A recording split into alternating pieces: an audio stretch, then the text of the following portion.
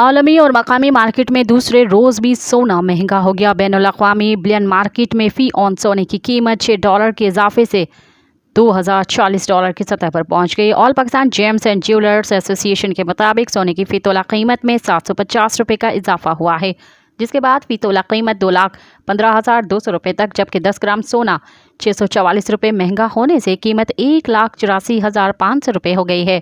इसके बरक्स फ़ी तोला चांदी की कीमत बगैर किसी तब्दील के 2,570 रुपये और 10 ग्राम चांदी की कीमत भी बगैर किसी तब्दीली के 2,203.36 रुपये की सतह पर मुस्तहकम रही। वाज़ेह रहे कि गुज़िश्ता रोज़ भी सोने की कीमत में इजाफा रिकॉर्ड किया गया है। मज़ीद ख़बरनि ऐं तफ़सीलात लाइ विज़िट कयो असांजी वेबसाइट www.awamiNewsHD.com ऐं ॾिसंदा रहो अवामी न्यूज़ HD।